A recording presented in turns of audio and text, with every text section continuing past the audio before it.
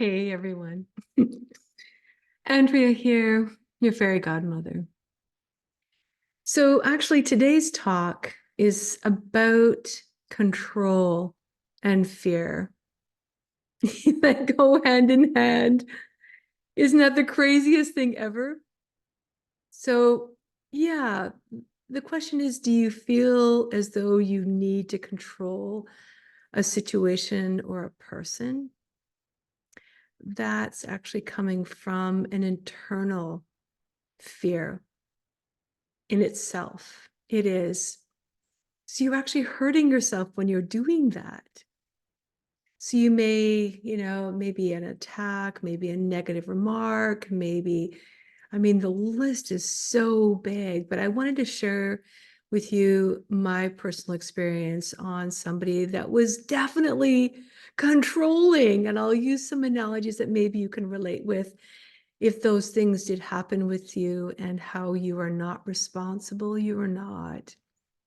So one of the situations with my ex was initially in our marriage, he's had me sign a contract that indicated that if I spent anything over $100, I had to ask his permission. Wow. Now, because I had so much fear within my life at that time, I went, okay, I'm fine with that. I was okay with that. Then there were many other dark situations that happened. Yeah, many.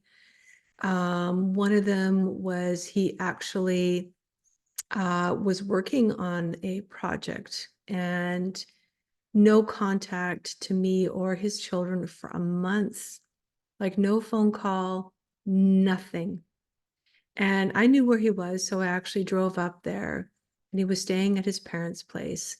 And I wanted to stop by and just say, hi, I missed you. Made arrangements for somebody to take care of our children so I could spend some time with him.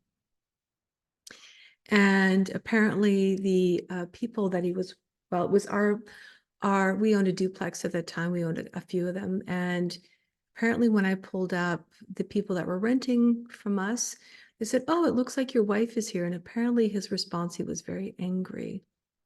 But see, he didn't want to show that his anger was present. He didn't. He used manipulation, said, oh, I'm surprised you're here. So we spent the evening together and he was staying at his parents' place. So everything seemed to be fine because he wanted to have a certain portrayal of a certain image that he wanted people to think, well, he's a really great guy. And it wasn't until actually he came home and I told him that I missed him, that's when he got very angry with me. Very.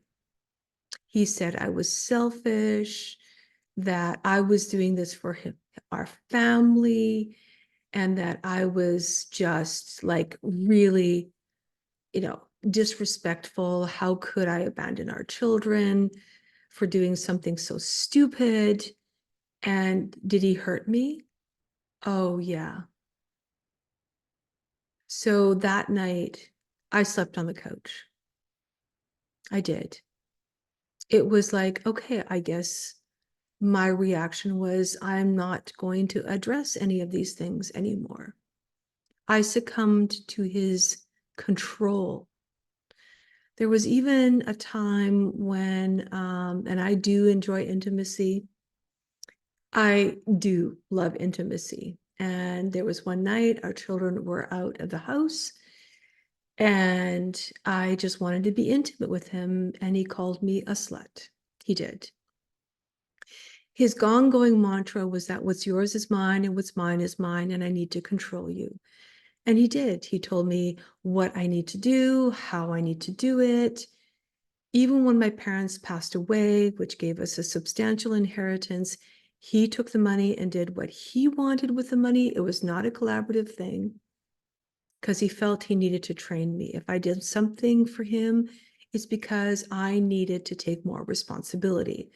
And yet there was a time when, well, I asked him, I said, when is my break? When is my time? And he goes, when the children go to school. And I said, okay. So the children went to school and there were times that I had to go grocery shopping. And I sort of said, can you take care of the children while I go grocery shopping? He goes, no, that's your responsibility. And to top it all off, when he did not form a relationship with his children, he blamed me for that. He said, it's your fault that I didn't have a close relationship with my children. And then there was the blame game. So that is absolutely a sense of control and manipulation. It was always coming from a fear-based, space of being, not unconditional love, not support, not all the things I needed for, recognition as his wife, the mother of his children, even so much so that when our marriage was falling apart, he said, I have a proposal for you. I will pay you $1,000 to live in my house to take care of my children. Yeah, it was pretty low, very low. So I don't know if you can relate to any of those things.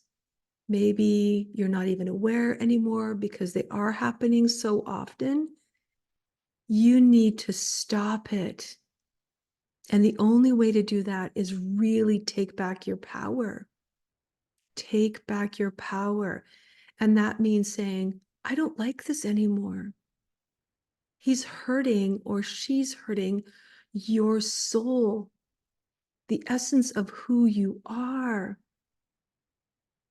Yeah. Maybe friends around you are like, why are you hanging out with this person? Why are you allowing this behavior to happen? Because people from the outside can see what's going on. And the empowerment comes back when you say, enough, enough stomping on me, telling me that I'm not worth it, telling me that I'm not validated, telling me that I'm all these negative things, and only giving compliments when it serves them. That's not what love is. That is control and fear. It is. So from my heart to yours, let's stop and talk so that you can truly uncover the greatness of who you are. I know it's going to be uncomfortable. I know it's going to be painful. I know tears are going to flow, and this is good. So that's my talk for today. Control and fear. Andrea here, your fairy godmother. Let's stop and talk. Thank you so much for your time. Later.